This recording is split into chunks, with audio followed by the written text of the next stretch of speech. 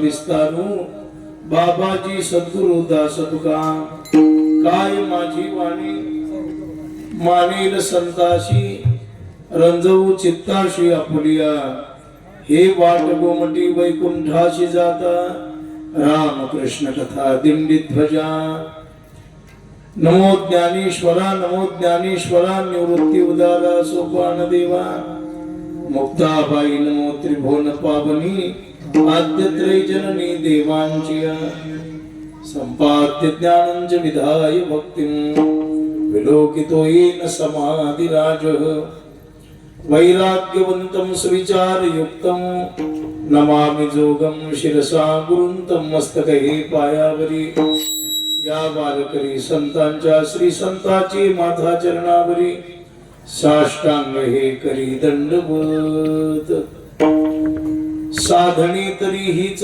दोन्ही जरी कोणी साधेल परद्रव्य परनारी याचा घरी विचार। आज या पुण्यभूमीमध्ये सेवेकरिता निवडलेला अभंग महान संत श्रेष्ठ विश्ववंद्य श्रीमंत जगद्गुरु तुकोबाराय यांचा हा 4 चरणाचा अभंग आहे। या अभंगाच्या द्वारा जगद्गुरु तुकोबाराय भगवंताला आपल्याकडे घेऊन येणार आणि आपल्या जीवनामध्ये भाग्याचा उदय करणार कोणतं साधन आहे त्या साधनाचं निर्देशन करतात। विठ्ठला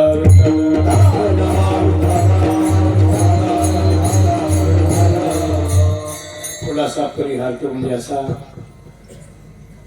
आज या पुण्यभूमीमध्ये अंबरवाडी येथे तीर्थक्षेत्र आंबरेश्वर हनुमान मंदिर येथे आज सेवा करण्याचा योग आहे।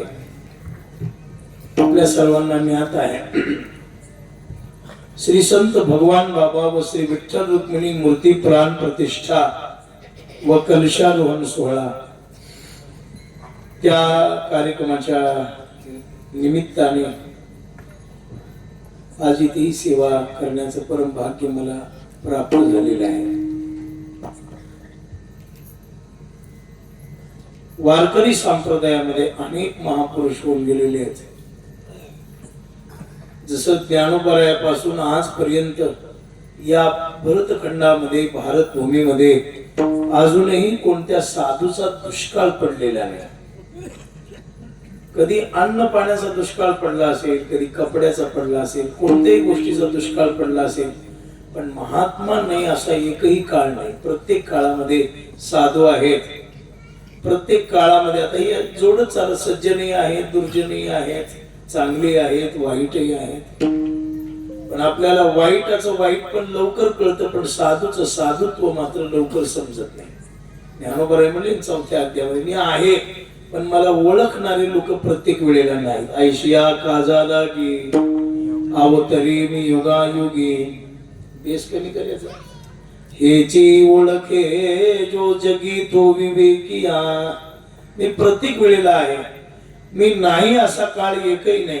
मग कधी कोणत्या रूपानं, कधी ज्ञानोबारायच्या रूपानं, कधी तुकोबारायच्या रूपानं, कधी निळोबारायच्या रूपानं, कधी भगवान बाबाच्या रूपानं तो देवच अवताराला येत असतो आणि धर्माचं कार्य करून समाजाची विस्कटलेली घडी पुन्हा बसवण्यासाठी प्रयत्न करत असतो।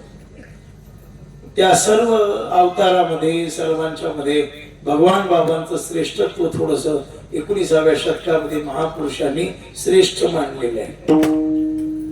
जसं ज्ञानोबारायांचं वर्णन सगळ्या संतांनी केलं, असं एकही महात्मा नाही की ज्या महात्म्याने ज्ञानोबारायांचं वर्णन केलं नाही। सगळे महात्मे ज्ञानोबारायांचं वर्णन करतात। तसं 19व्या शतकामध्ये सगळ्या संतांनी भगवान बाबांचं वर्णन केलेलं आहे, भगवान बाबाला श्रेष्ठ मानलेलं आहे।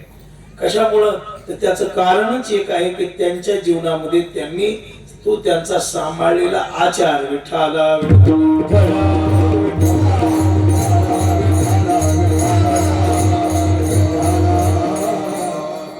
त्यांची उंची एवढी प्रगल्भ स्थितीमध्ये या भारत भूमीमध्ये वाढलेली आहे। आज 60-61 वर्षाच्या नंतर सुद्धा लोक आवडीने त्यांचा जय घोष नाम घोष करतात आणि आपल्या जीवनाच्या कल्याणाचा मॉनिटरला आवाज दिला इकडे येऊन ऐक जरा थोडासा आवाज म्हणजे तुझ्या लक्षात येईल। आवाज वाढव थोडासा. वरचा कमी कर, कुठं भोंगे वगैरे सुरू असले तर. Hello hello hello hello hello. विठ्ठला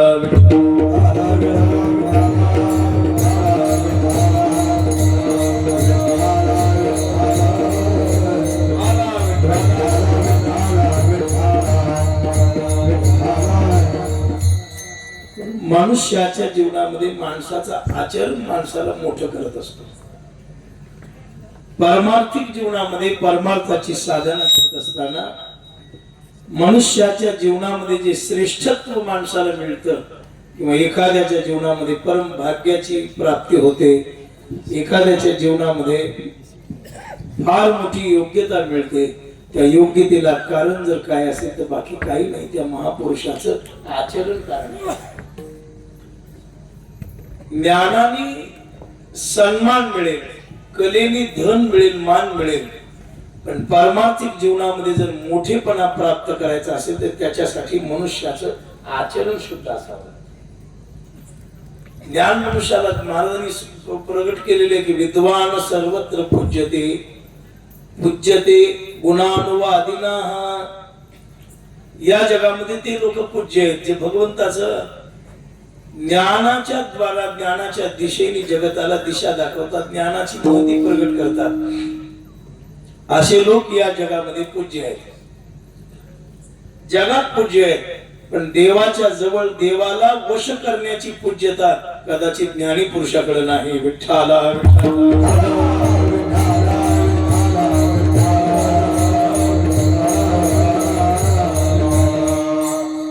माणसाच्या जीवनामध्ये देवाला खेचून आणण्याची भक्ती, मुक्त असणारा परमात्मा बद्ध जीवाला कोण्या साधनाच्या द्वारा भेटतो तर बद्ध जीव मुक्त होतो कशामुळं आणि मुक्त परमात्मा बद्ध जीवाला भेटतो कशामुळं. त्याच्यातलं एकच समर्पक भाव आहे की मनुष्याचं आचरण. माणसाचं वागणं देवाला इथपर्यंत घेऊन येतं आणि मनुष्याचं आचरण माणसाला मोठं करतं. पण जीवनामध्ये ज्ञान, गुण, कला याला महत्व आहे, पण दुय्यम स्थितीमध्ये महत्व आहे आणि आचरणाला मात्र प्रथम श्रेणीत किंमत आहे. शुद्ध आचरणाचू नको, शुद्ध आचरणाचू नको, शुद्ध आचरणाचू नको, शुद्ध आचरणाचू नको. बहुत चतुर झालासी शहाणा,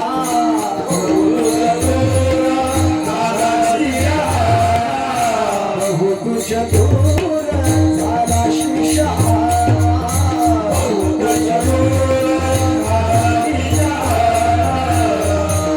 शुद्धाचरणाचू नको, शुद्धाचरणाचू नको.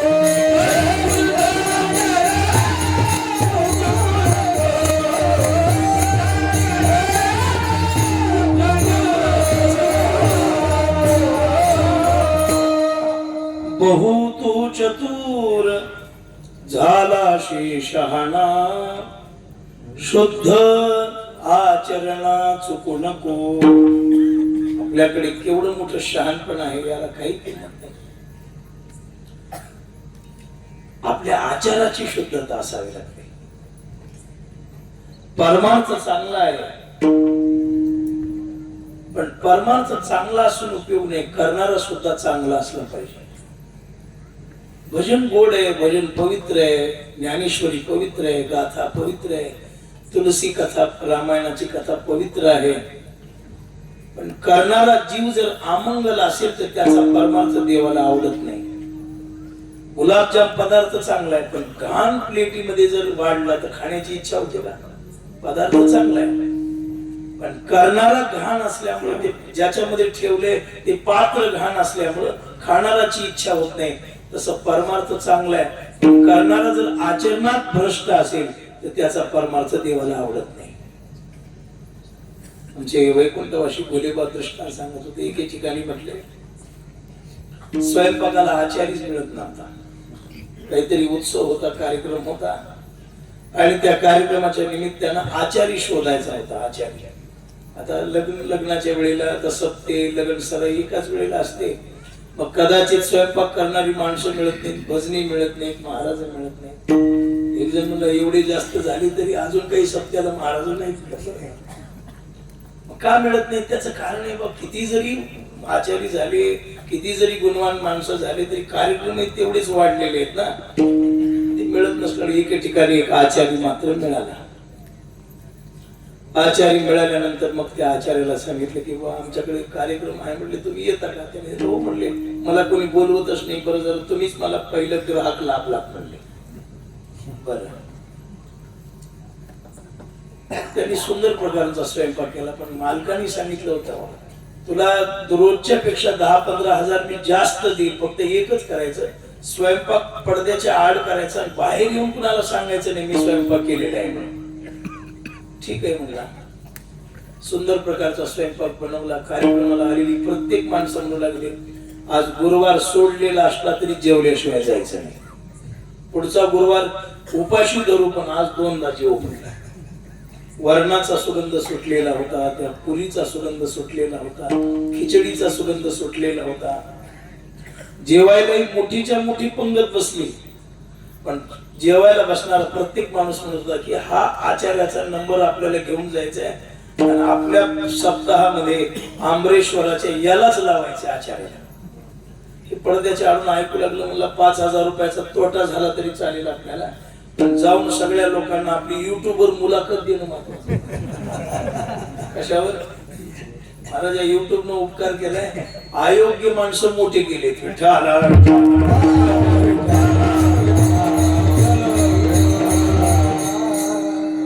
तुकडे टाकडेवाले, ठिगळवाले, त्यांची किंमत खूप वाढवली. कुणी वाढवली? बस तुम्हाला वाढवणारे तुम्हीच आहे. पाहिलंय? ठीक आहे म्हणले. तो बाहेर आला. सगळे लोक जेवायला बसलेले होते, त्यांनी दोन्ही हात जोडले. सगळे लोक म्हणायला लागले अरे हे कशाला कोणती झालं असेल का? त्याच्या हाताला महारोग झालेला होता. काय झालेला होता? महारोग झालेला होता. रगत पिती आपल्या भाषेत. आणि ते लोकांनी सांगू लागले हे बघा पाहुणे, तुम्ही ज्या स्वयंपाकाचं वर्णन करायलात ना ते सगळा स्वयंपाक मी माझ्या या हातानं केलाय. मला पीठ तिंबायला मी या हातानं तिंबलंय. आता स्वयंपाक सुगंधी पण करणाराची आमंगळ अवस्था पाहिल्यावर लोक म्हणले 12 वर्ष उपास धरू, पण याच्या हातचं खायचं नाही. तुमच्या लक्षात दृष्टांत आला असेल. गंगोदक जरी झाले मध्ये भांडा आणि तले घेऊ नये काही केले विचारी पहा. येता काय ते कीर्तनाला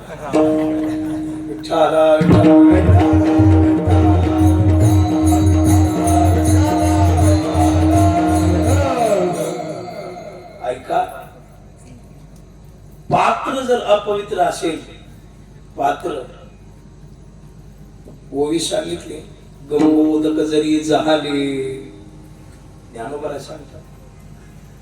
विषय आपला आहे करणाराचा पावित्र्यपणा फार महत्वाचा आहे. एक सांगू, एखाद्या वेळा गजानन महाराज ज्ञान नसेल, वैराग्य नसेल, अधिकार काही नसेल, पण जीवनामध्ये मनुष्याचा आचार शुद्ध असला की दूर असणारा परमात्मा आपल्या जवळ येतो. आणि मनुष्याकडे गुण आहे, कला आहे, ज्ञान आहे, सर्व काही आहे, पण आचार जर योग्य नसेल तर प्राप्त झालेला परमात्मा निघून जातो. विठ्ठला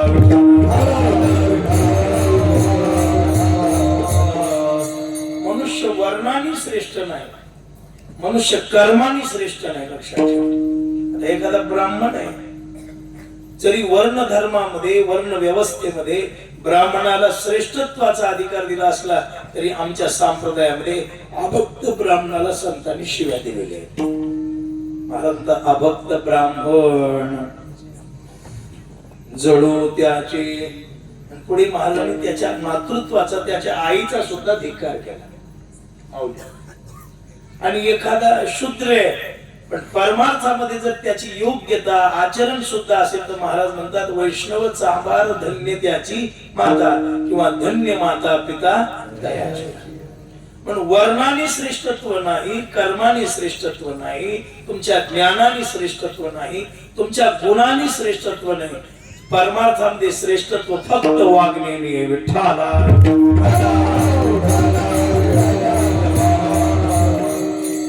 विषय असा आहे पहा.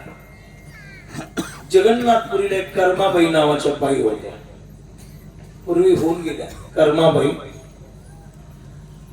त्या परमेश्वराला रोज खिचडी शिजून नेऊन खाऊ घालायच्या. परमेश्वराला खाऊ घालायच्या खिचडीचा प्रसाद. कारण जगन्नाथ हे अन्न ब्रह्म असल्यामुळं त्याला अन्नाची आवड आहे.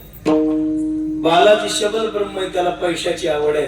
आणि पांडुरंग नाद ब्रह्म आहे, त्याला भजनाची आवड आहे. हे तीन ब्रह्म आहेत. टाळी वाजीत जाऊ नये. ऐकून घ्यायचं. विठ्ठल विठ्ठल म्हणताना टाळी वाजवायची. विठ्ठला विठ्ठला विठ्ठल विठ्ठल म्हणताना हाताची घडी घालतात. आणि मध्ये महाराजाचा एखादा मुद्दा पटला की दर्यासारख्या टाळ्या वाजवतात. आपल्या वारकरी संप्रदायात काही घोषलेल्या विकृती आहेत बघा. आता त्या नीट होणं मुश्किल आहे. हे चोपदार नाचत जाणे विकृतीच नाही. विकृती आहे. टाळ्या वाजवणे विकृती आहे. प्रत्येक माणसाजवळ पाण्याची बॉटल ठेवणे विकृती आहे. विकृती. कीर्तन होईपर्यंत दम निघत नाही पाण्याला. विठ्ठला विठ्ठला.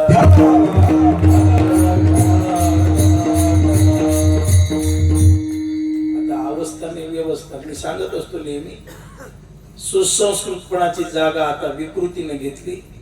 श्रद्धेची जागा स्पर्धेने घेतली. श्रद्धेची जागा आता स्पर्धेने घेतली. आणि बोधाची जागा भेदानं घेतली. या गोष्टी आता या परमार्थामध्ये अशा व्हायला लागलेल्याच आहेत. त्याचं काही नाही. कारण ते तुमचा दोष नाही. आम्ही म्हणतो द्या टाळी. आम्ही काय म्हणतो? द्या टाळी. गजानन महाराज आमचे माऊली मोठ्या समाजामध्ये वारकऱ्यांच्या सानिध्यात वावरतात. आणि म्हणून वारकऱ्यांची काही नियमावली अंगीकृत करणं, अशा सप्ताहामध्ये राबवणं, समाजाला माहिती होणं महत्वाची आहे. विठ्ठला.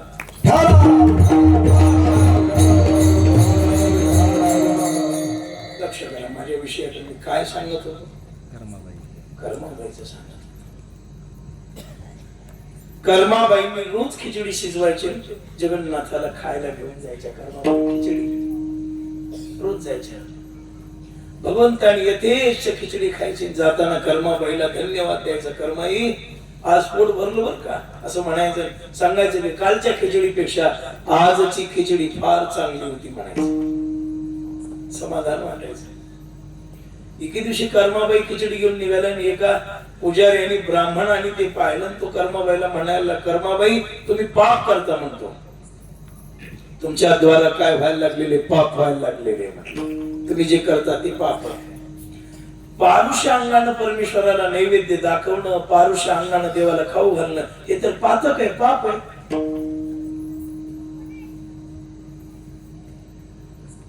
कर्माबाईला वाटलं खरे बाबा हे रोज एवढे मोठे स्नान करतात, सोहळे वेगळे नेसून जातात, मग आपलं काहीतरी चुकते. दुसऱ्या दिवशी कर्माबाईने नैवेद्य न्यायचा बंद केला. भगवंत 7 वाजले, 8 वाजले, 9 वाजले, 10 वाजले, 11 वाजले, 1 वाजला, अजून कर्माबाई कशा काय आल्या नाहीत. म्हणून कर्माबाईच्या घरी भगवान गेले. कर्माबाईला म्हणू लागले, कर्माबाई काही प्रकृती बिघडली का? नाही देवा. काही सुतक वगैरे पडलं का? नाही देवा. मग आज माझा नैवेद्य का तुम्ही आणला नाही? देवा इतक्या दिवस मी चांडाळणीनं देवा तुम्हाला पारुषांगानं खाऊ घातलं, मला क्षमा करा बरं का देवा, क्षमा करा अपराध. महाराज तुम्ही सिद्ध, मला क्षमा करा.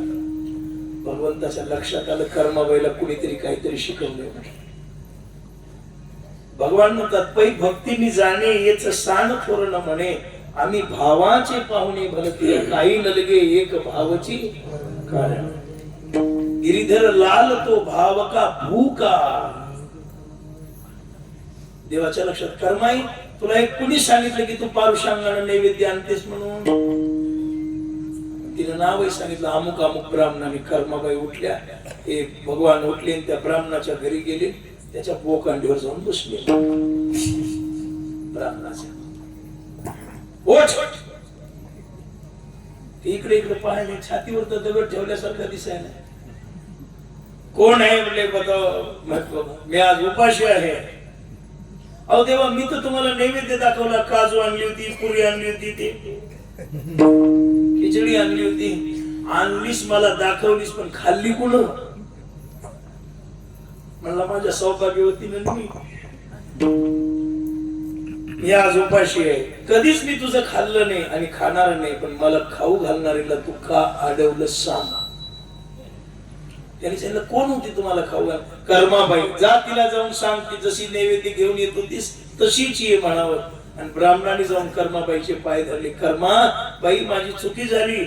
भगवान परमात्म्याला तुमची खिचडी प्रिय आहे, आमचे 17 मंत्र म्हणून म्हणलेले नैवेद्य त्याला प्रिय नाही. विषय कशाचा आहे, काय आहे काय नाही, तुम्ही कसे आहात त्याच्याशी महत्वाचं नाही. तुमचा आचार आणि देवाबद्दलची शुद्ध भक्ती तुमची कशी आहे ती परमेश्वराला प्रिय आहे.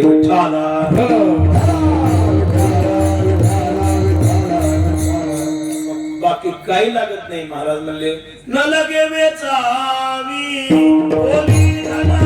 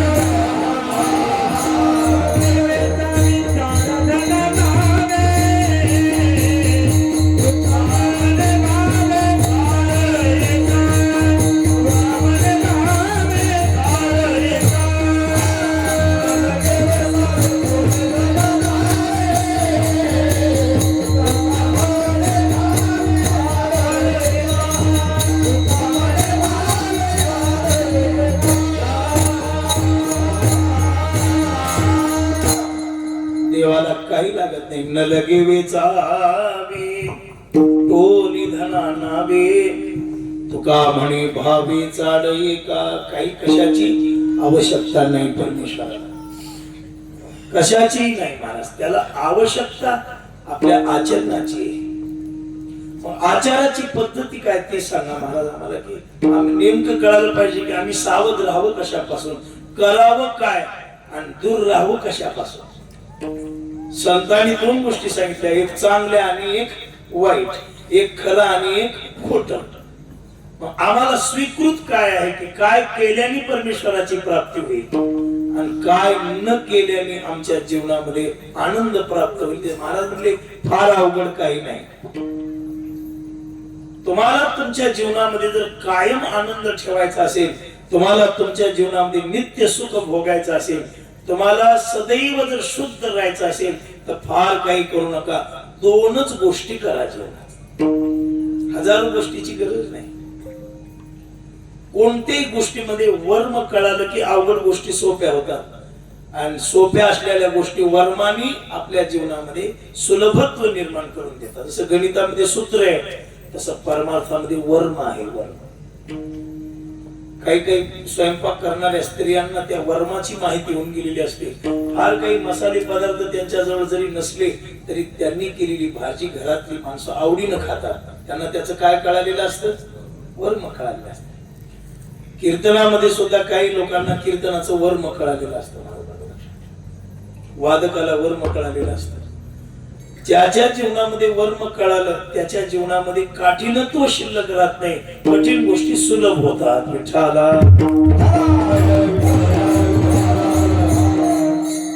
वर्म आबोल माणसाला बोलत करत आणि वर्म बोलणाऱ्या माणसाला गप्प करत.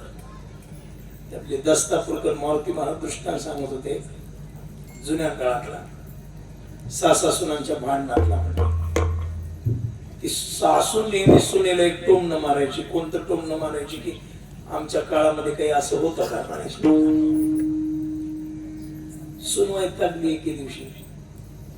ती सासऱ्याच्या जवळ गेली. सासऱ्याला म्हणायला लागली, मामनजी. सासऱ्याने विचारलं, बेटा तू नाराज काय? तिने सांगितलं, काही नाही, आपल्या घरी काही कमी नाही. नवरा चांगला आहे, नणंद चांगली. आता नणंद नावाची जात कुठे चांगली नसते, पण तिथं होती. आता कळसाला आलेले जीव घालून वाटलं नवराही चांगला आहे, नणंदही चांगली आहे, घरात भरपूर खायला आहे, पण सासूबाईचा एक शब्द त्रास करायला मामा मला. कोणता? काही झालं की आमच्या काळात असं होतं का, आमच्या काळात असं होतं का, आमच्या काळात असं होतं का, आमच्या काळात असं होतं का. सासरा म्हणला, तुला वर्म सांगतो.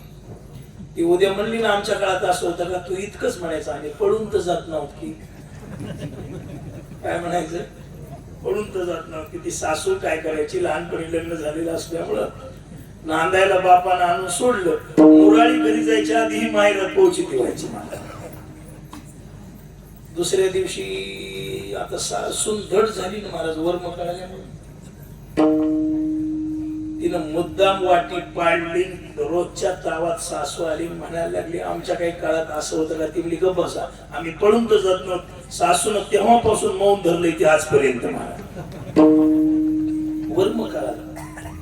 तसं संसारामध्ये माणसाला गप्प करायचं वर्म आहे, बोलतं करायचं वर्म आहे. अवघड गोष्ट सुलभ करायचं वर्म आहे, आणि सुलभ गोष्ट अवघड करण्याचं सुद्धा काय आहे, वर्म आहे. तसं आचार पद्धतीमध्ये वर्माची जोड घालत असताना साधू पुरुषांनी या दोनच गोष्टीपासून सावध राहायला सांगितलं. जगात जे जे उंच पदावर गेले ते या दोन गोष्टीपासून लांब राहिल्यामुळं, आणि जे जे वाया गेले ते या दोन गोष्टीमुळेच. विठ्ठला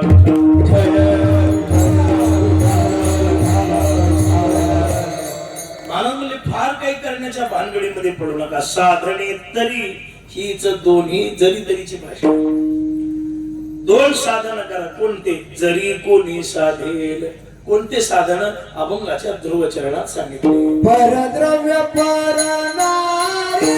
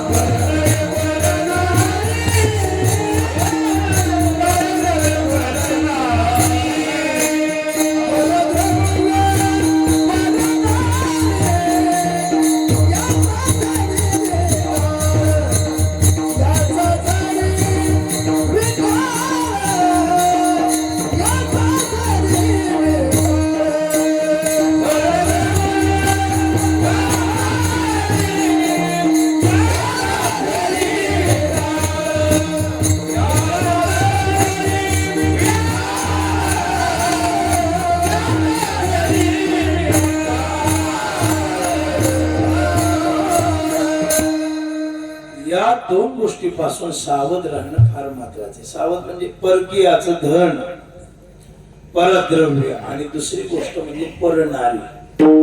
स्वतःच्या पैशापासून धोका नाही सज्जन, स्वतःच्या पैशापासून धोका नाही, कष्टानं कमवलेल्या पैशापासून धोका नाही, बुद्धीनं कमवलेल्या पैशापासून धोका नाही, पण दुसऱ्याच्या लुबाडून आणलेल्या पैशापासून मात्र धोका आहे. बरोबर,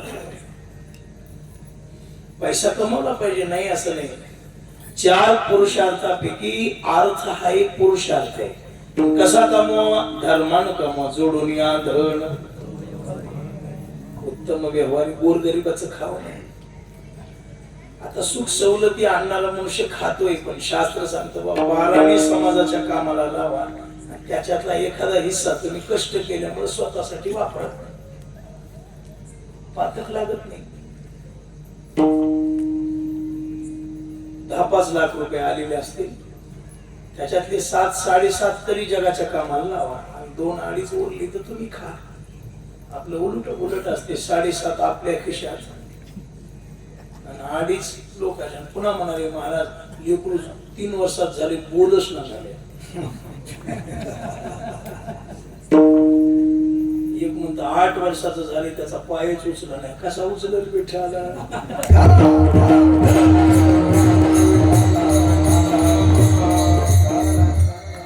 लोकांचं धन आपल्याला धोका दिल्याशिवाय राहतच नाही. तुम्हाला आज नाही कळत, लोकांचं लुबाडून खाल्लेलं, गोरगरिबाचं खाल्लेलं, भावाचं खाल्लेलं, देवाचं खाल्लेलं, गावाचं खाल्लेलं, कुठंतरी ते तुम्हाला त्याची भर भरावीच लागते. फक्त ती भर भरलेली कळत नाही, खाल्लेला आनंद होतो. ते आपल्या जवळ राहत नाही, वाऱ्यानं येतं आणि आपल्या भाषेमध्ये वाटोळीनं जातं, अशी त्याची अवस्था असते. आणि कष्टानं कमवलेलं आपल्याला सुखही देतं, आरोग्याची निर्मिती करून देतं. मला ज्या घरी कष्ट आहेत त्या घरामधल्या आनंदाला कमी नाही, आणि जिथं लबाडीचं धन आहे तिथं दुःखाला कमी नाही. विठ्ठला तिकडे आता नाही, पूर्वी पद्धती होती एका भागामध्ये, एका जिल्ह्यात खोटा विमा भरायचा. आता नाही सांगत त्या जिल्ह्याचं नाव. ती पूर्वी पद्धती होती. आणि आम्ही तिकडे माऊलीला गजान बोल माहिती, आमचं राहणीमान तिकडं. आता अमोल महाराज आलेले तिकडले, आणि मग ते तिकडे पद्धती होती. 2 एकराचा विमा, 2 एकर जमीन असली तर ते 10-20 एकराचा भरायचा. एक जणांनी विमा भरला, विमावरले ते पैसे आले भरपूर त्याला. आल्यावर मग ते बाप लेकाचे भांडण. बाप म्हणायचा नाना एवढे पैसे आले, पोरगा असं म्हणाय. आलं भांडण आमच्याकडे आश्रम. नाना पोरग म्हणते गाडी घ्यायची, म्हणजे घेऊ द्या म्हणलं. काय नाही म्हणलं, 4 पैसे आले तर जवळ ठेवावे. काय करायचं गाडीला आपल्याला? मी त्याला सांगितलं, म्हणलं. ते मुलगा म्हणायला लागला नाना जेवढा शेताचा विमा होता तेवढा मी बापाला देऊन टाकलाय. माझ्या बुद्धीनं लबाडीनं कमी द्यायला मी घ्यालो म्हणून लागलं. मलाही वाटलं बघ तुझ्या शेताचा आलाय, तू घे बाजूला, आणि त्याचा राहू दे ना त्याला. गेलं, गाडी घेतली.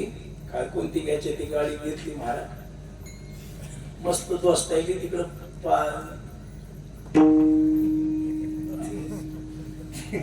प्रसाद वाटावं लागते, भूतायली गाडी वगैरे घेतली की ते नैवेद्य घेतली. त्याच्यामध्ये ते तुल झाली. रस्त्याने निघाल्यावर ती गाडी एका मोठ्या ट्रक खाली गेली. गाडी तर बुगा झालीच, पण त्या कोण्या दोस्ताचा हात मोड, कोणाचा पाय मोड, त्याचा हातही गेला, पायही गेला, पैसाही गेला, आणि जन्माचा आदोही झाला. माझ्या पैसे आता वाऱ्या करायला येते असं करीत. मी सांगत असतो, वागा हे लबाडीच्या पैशाने दिलेला प्रसाद आहे. चाकरी वाचून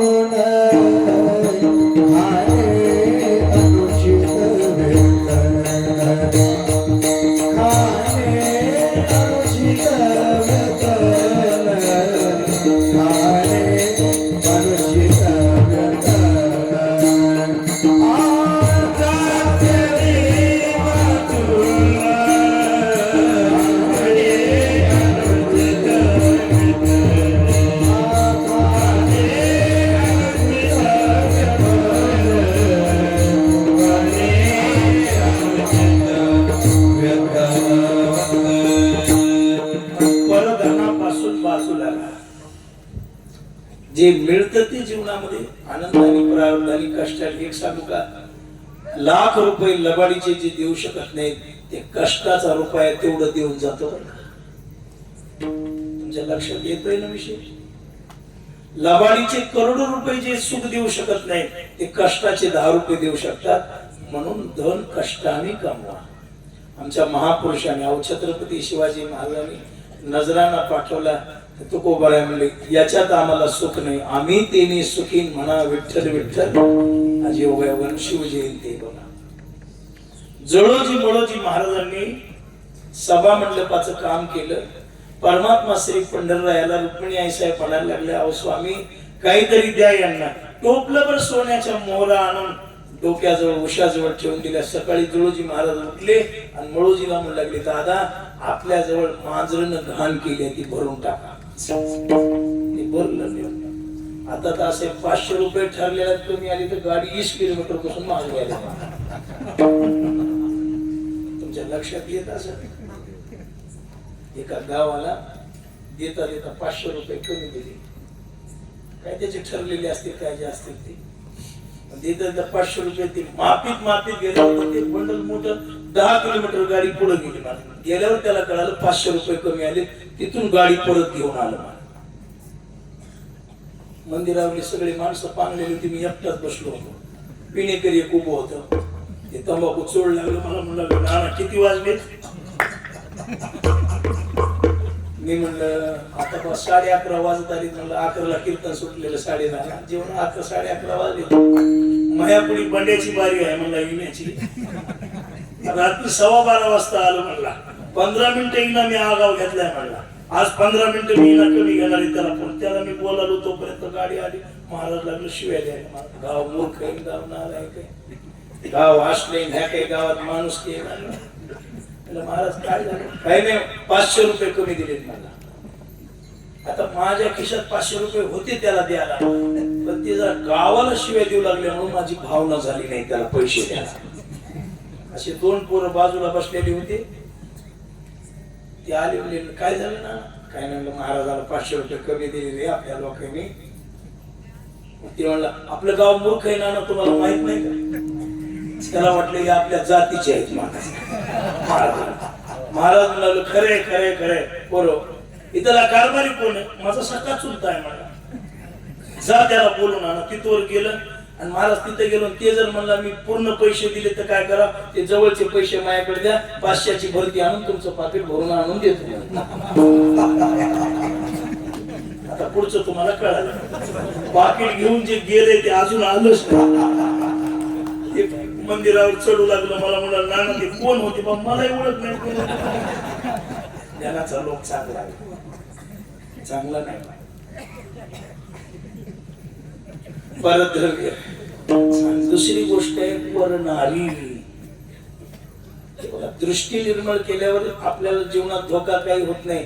पण ते म्हणून तर चिरंजीवी पदात नको नको स्त्रियांचा एकांत, नको नको स्त्रियांचा सांगा, नको नको स्त्रियांचा परमार्थ. कशासाठी करीती? आघात पुरुषाशी विठ्ठला.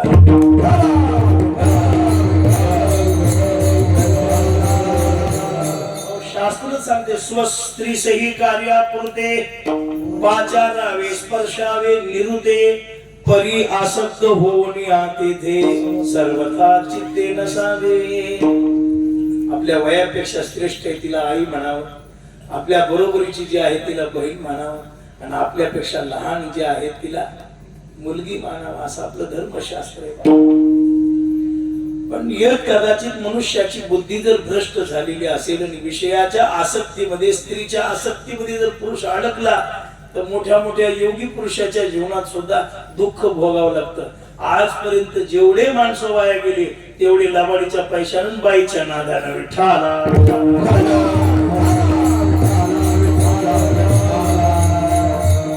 लहान नाही, महादेव बडा देव, सब देवन का बाबा. ते महादेवच आहे की तुमच्या इथं काय नाव आहे? महादेव आंबरेश्वर. त्याचा घोटाळा सांगतो, भजन करा विठ्ठला.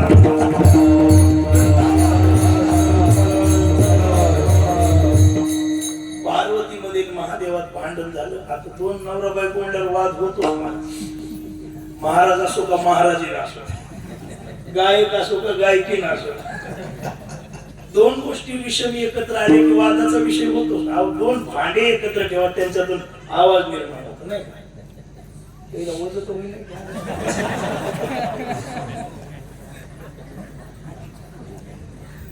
गडी बी मोठा आहे.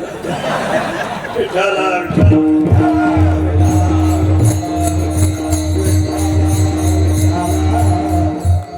करा मी काय सांगतो ते. भांडण झालं दोन्ही मध्ये. आता परमार्थात दोन गोष्टी असतात गजानन भाऊ, वैताग आणि परमार्थात दोन गोष्टी असतात, अनुताप आणि वैराग्य. आणि संसारात दोन गोष्टी असतात, वैताग आणि संताप. संसारातला वैताग टिकत नाही, संताप राहत नाही. पण अनुताप जर निर्माण झाला तर मनुष्य पुन्हा संसाराकडे फिरत नाही. हे संसारात ते माणसं रुसून जरी गेली तर तिसऱ्या दिवशी घरी येतील मला तुकडे पडायला. माझ्याकडे एक मनुष्य आला होता, नाना मला तुमच्या मठात राहू द्या. प्राण गेलो तरी मड सुद्धा घराकडे पाठवायचं नाही. म्हणजे चांगली गोष्ट आहे. मला वाटलं एवढा वैराग्य मूर्ती हे भेटला बरं. म्हणलं काय काम करावं लागलं आश्रमात? म्हणलं काही करायचं नाही, आरतीला उठायचं, जेवण करायचं, हरिपाठाला बसायचं आणि रामायण ऐकायचं, संपलं. आमच्याकडे काही नाही. 2-3 दिवस मस्त मोठ्यानं घंटी वाजवू लागलं, टन टन. मला तर वाटलं तुकोबारायचा अवतारच आलाय नाही. 2-4 दिवस झाल्यावर मला दिसलंच नाही. पोराला विचारलं, पोरो ते बाबा आले होते कुठे गेले? नाना गंगेच्या आंघोळीला गेले, ते आलेच नाही. आमच्या गावाला गंगा आहे आणि पाणी अडवलेलं आहे, तुमचं कसं आहे ते? बघा किती थंड वाटायला येतं. उन्हाळ्याचे दिवस असून सुद्धा थंडी वाजायली बरं का.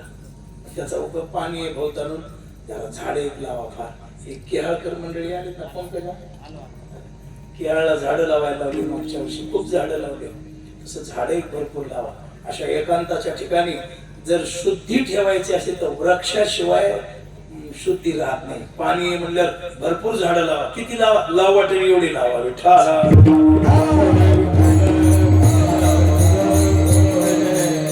फक्त बेशरमाची लावू नका. पवित्र झाडं लावा. चांगलं किती रम्य रमणीय ठिकाणे. मला असं वाटलं तर लवकर आलो असतो तर पाहायला मिळाला असता नाही का. आता इथं आलं तरी किती पावित्र्य या जागेमध्ये, प्रसन्नता आहे. इथं आल्यावर खूप समाधान वाटलं बरं का, आनंद वाटला. असं तो विषय. गंगेला गेला तो मनुष्य आलाच नाही.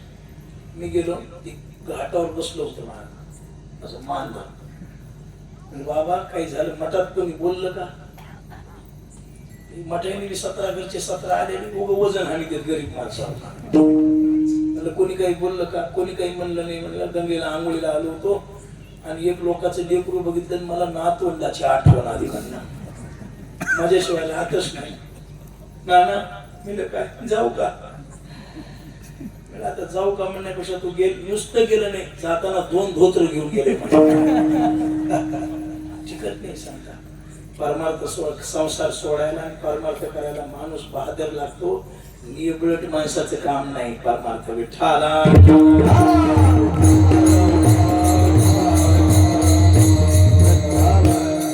महादेव पार्वतीचं भांडण झालं. महादेव हिमालयात जाऊन बसले, घरला याचं नावच घेणार. पार्वतीने खूप माणसं मध्ये घातली पण महादेव काही येईस ना. पार्वतीला वाटलं आता आपला संसार मोडला. आता महाराज मालक काही घरला यायचं काम नाही, मला बी कोणती तरी दिंडी बघावंच लागते. आम्ही तुळस गेला. आता एवढ्यामध्ये नारदाची भेट झाली. तुम्ही संत माय बाप कृपावंत. नारदजी आईसाहेब रडायला काय झालं? नारदजी सगळा आनंद आहे पण मालक गेली ती अजून आलीच नाही म्हणले. मग नारदाने सांगितलं मालकाला घरला आणायचंय का? म्हणले हो आणायचंय. एक काम करा, 500 रुपयाचं सामान लागेल. तेवढ्याच एक शेंटची बाटल, पावडरचा डबा,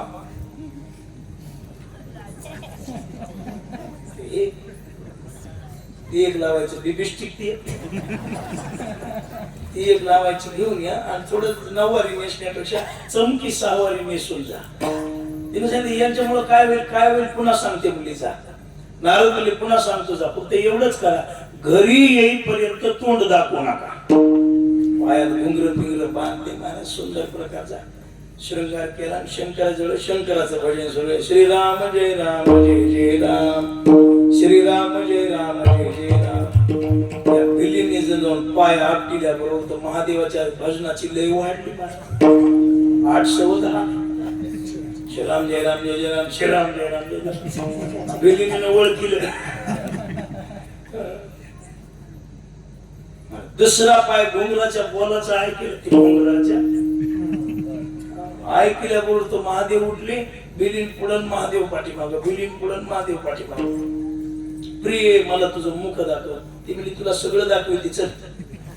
आणि आणल्याबरोबर बिलीन तुझं मुख दाखव म्हणल्यावर आल्या हाताला धरले कैलासात. प्रिय तुझं मुख कमळ मला दाखव म्हणल्याबरोबर पार्वतीनं आपला पदर माग केल्यावर शंकराच्या लक्षात आला अरे आणि हे तर घरचाच माल आहे. महाराज महादेव पंक्चर झाले. पार्वती तू आहेस का? पार्वती मी आहे का ते विचारू नका, तुमचं तप हेच आहे का सांगा. महाराज तेव्हा जे महादेवाचे टायर पंक्चर झाले ते अजून निघालं नाही. अजून निघालंय का? कोणी मंदिरात जा पार्वती आहे का? लगत कुठेही जा महादेवानं गाव बी सोडलं आणि बाई बी सोडली सगळं सोडलं. कुठे जाऊन एकांतामध्ये महादेव बसला. तुम्ही प्रयत्न केला देवाला गावात न्यायचा गेला का? त्याला गाव प्रिय नाही हो, त्याला एकांत प्रिय. एकांतावरी बहुप्रीती विठ्ठला.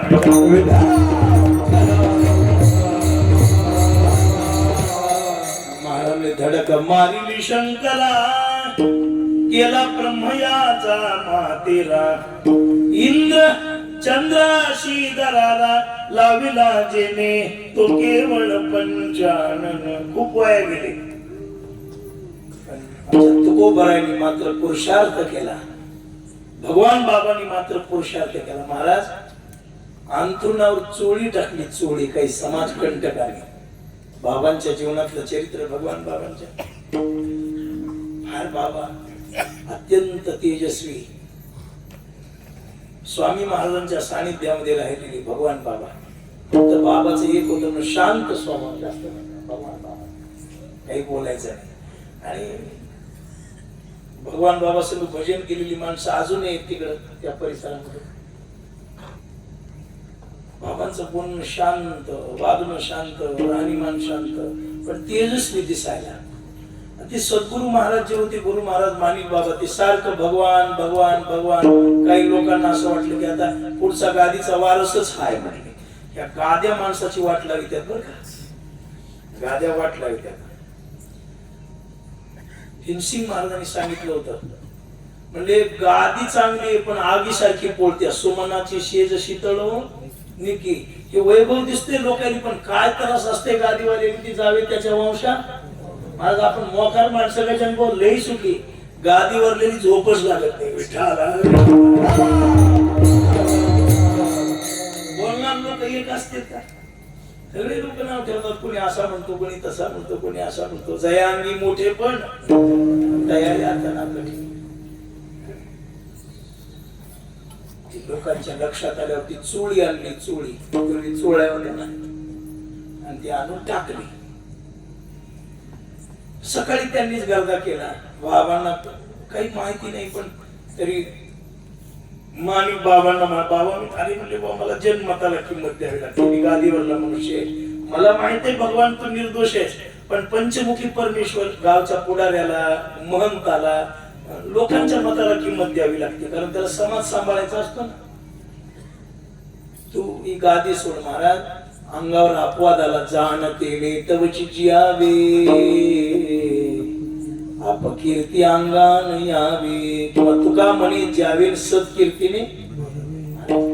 माणसानं जगाव कवर जवळ लोक वाईट म्हणत नाहीत तवर. आणि लोक वाईट म्हणतात कुणाला कुठंतरी अवगुण दिसल्याशिवाय समाज वाईट म्हणत नाही. समाज परीक्षा घेतो संताची नाव ठेवतो तुमच्या आम्हाला. विठ्ठला स्वतःच लिंग भगवान बाबांनी कापलं. आता कोण नाव ठेवणार आहे म्हणजे मला केवढं वैराग्य. उगा 50-50 60-60 वर्षाला लोक मूर्त्या बसवतात का? आता इथे भगवान बाबाची प्राण प्रतिष्ठा होणार आहे. उगाच बसवायला का लोक नाही. आचार कसा होता. आज कित्येक माणसं मरून गेली त्यांच्या घरात त्यांचे फोटो नाही. आणि इकडे कुठं काही संबंध परिसर काही तिकडे काही देणं घेणं का? बाबा आलेले आहेत का या भागाला?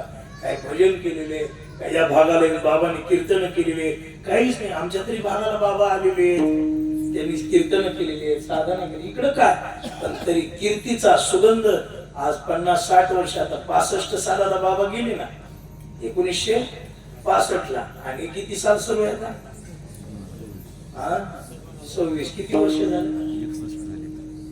61 वर्षाला या काय गावाचं नाव आहे, अंबरवाडीचे लोक मूर्ती स्थापना करायला ते उगीच करायला का सांगा, यांच्या डोक्यावर परिणाम नाही काही नाही. महाराज एक सांगा, काही लोक म्हणत असतील अरे यांना जातीचा स्वाभिमानी म्हणून बसवले, जाती ती बकळ महाराज होऊन गेले, मग त्यांचा का बसविनाथ विठाला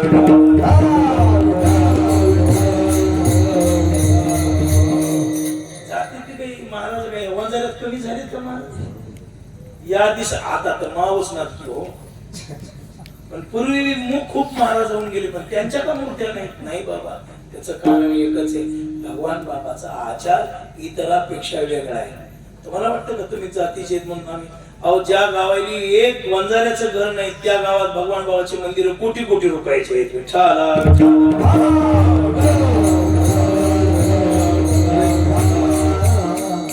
आचाराचा प्रकार आहे म्हणून परद्रव्य परणारी तुकोबरांनी तर नवलच केलं. छळायला आलेल्या बाईच्या महाराज पाया पडतात आणि तिला सांगतात, जाई होतो माते न करी शायास, जाई होतो माते न करी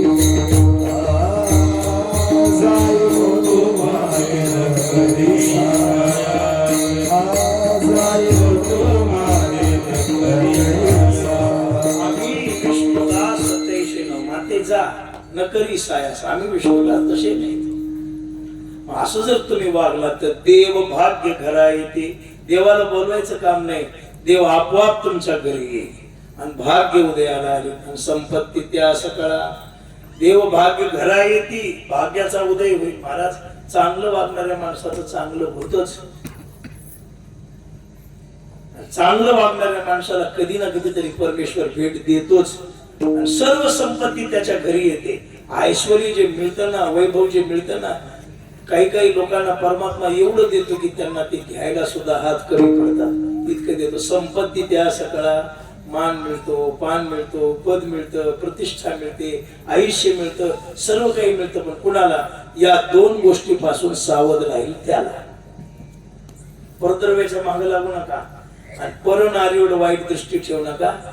रावणाने परधन गोळा केलं आणि परनारीवर दृष्टी ठेवली, दिव्यात वाद सारायला कोणी राहिलं नाही. रावणासारखाच राहिलं नाही तेवढा विद्वान असून आपल्याला हरिपाठ नीट येणार झालाय. सत्तरुचार प्रल्हादी बोंबलला म्हणायचे, आपलं काही राहील का विचार करा. विठ्ठला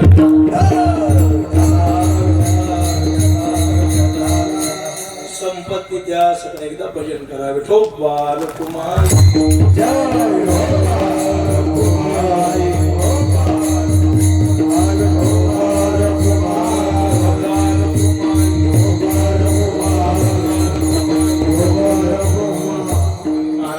तुका म्हणे ते शरीर ग्रह भांडार देवा. चांगलं वागणाऱ्या माणसाचं शरीर म्हणजे देवाचं मंदिर आहे, पवित्र तो देह. हो, आपण व्यवहारामध्ये बघा ना, काही माणसं महाराज या माणसाचं तोंड बघा वाटत नाही म्हणजे का त्याचं वागणं धड नाही. आणि काही काही माणसाचं दर्शन व्हावं म्हणून लोक रांगा लावून बसतात. रांगा, तुम्ही आळंदीला गेलात ना, आमच्या पुरेकर बाबाच्या दर्शनाला रांगा लागायला. रांगा ते सीताराम बाला म्हणावं लागते, अरे आराम करू द्या. ते भगवान गडावर गेला तर त्या गादीच्या पाया पडायला रांग असते. वरी मन तर असो का नसो रांग असते. गादीच्या, ज्या गादीवर बाबा बसले त्या गादीच्या पाया पडायला रांग. आमच्या मोतीराम महाराजांच्या समाधी कुठं दाताची, कुठं बुटाची, कुठं पटक्याची समाधी. त्या समाधीच्या दर्शनाला रांग आहेत. कशामुळे रांग आहेत बाबा? त्यांनी तसा आचार केला आणि त्यांचा देह पवित्र झाला वागण्यामुळं. कधी खोटं बोलले नाही, दृष्टी वाईट ठेवली नाही, काही स्वार्थ ठेवला नाही, परनारीच्या बद्दल मनात काही वाईट भावना आणली नाही. स्वच्छ निर्मळ स्फटिक द्यायचा. सकळ चिंतामणी शरीर जरी जाय अहंकार समूळ आशा, असे वागले म्हणून ते शरीर ग्रह भांडार देवाचे परद्रव्य परनारी. याचा धरी विटाळ वेळ झालेली ज्ञानेश्वर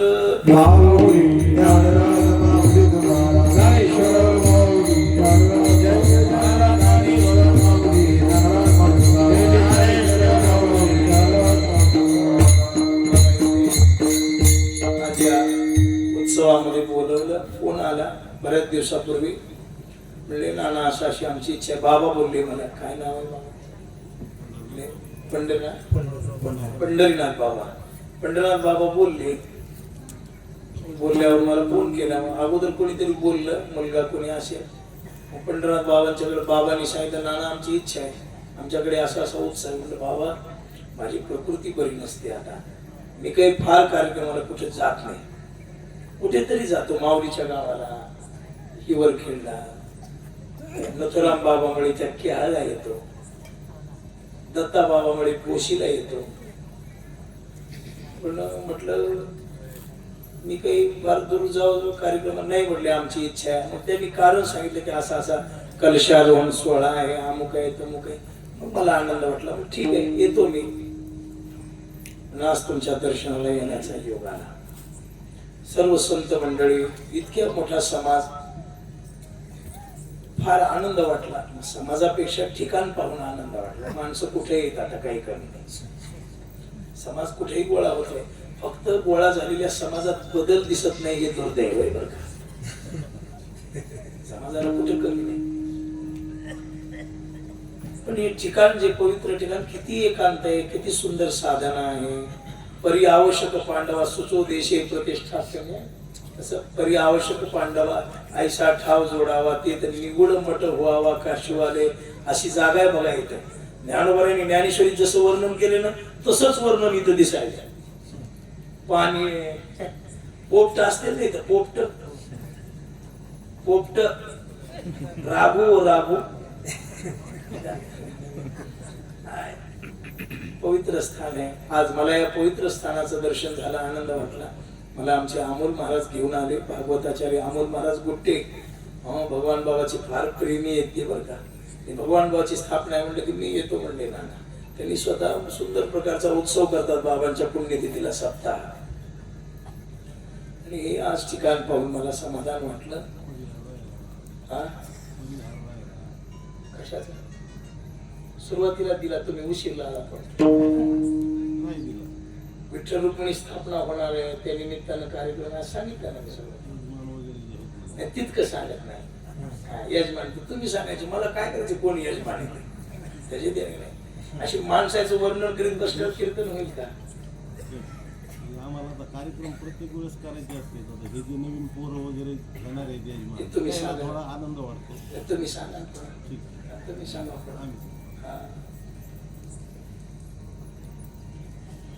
मलाच त्यांना सांगितलं, ते यजमान लिहून देत होते माझ्याकडे. म्हणजे हे काही कीर्तनकारांनी सांगितलं नाही पाहिजे, तुम्ही सांगा. महाराज घेत असताना त्या महाराज लोकांचे नियम सुद्धा अगोदर घेत जा. वक्ता बोलवत असताना त्याचे काही नियम असतात, त्याला काय आहे ते सगळं पाहत जा, म्हणजे लक्षात येतात विषय पुढचे बोलतात. सांगितलं, ज्यांचा फोन आला त्यांचं सांगितलं. आता पंक्ती, यजमान सगळं सांगत बसायला आता ते संयोजकांनी सांगायला पाहिजे पुन्हा नंतर, बरं लक्षात ठेवा. पण थोडासा भाव प्रकट केला. सुंदर स्थान आहे, शंकराचं दरबार आहे, महादेवाचं मंदिर आहे सुंदर. त्यांच्याही चरणी, महादेवाच्या चरणी सेवा करतो, हे सेवा समर्पित करतो. जमलेला सर्व संत महंतांचा परिवार, सुंदर गुणीजन, गायक, वादक सर्वांना नमस्कार करतो. आणि कुणी यजमान वगैरे जे कोणी असतील त्यांनाही नमस्कार. सगळ्यांना कार्य करत आहात, करत राहा भगवत सेवा. पण एक लक्षात ठेवा, जीवनाच्या कल्याणाचा मार्ग भगवत साधन आहे. म्हणून क्षणोक्षणाला ज्ञानेश्वरी, गाथा, रामायण यासारख्या ग्रंथांचं श्रवण करा आणि आपल्या जीवनाचं कल्याण करून घ्या. आपल्या जीवनामध्ये जो आनंद आहे तो आनंद उपभोगा. झालेली सेवा परमात्म्याच्या चरणी समर्पित. एकदा तुकोबरायचं भजन करा. माझं कीर्तन संपलं. तुकाराम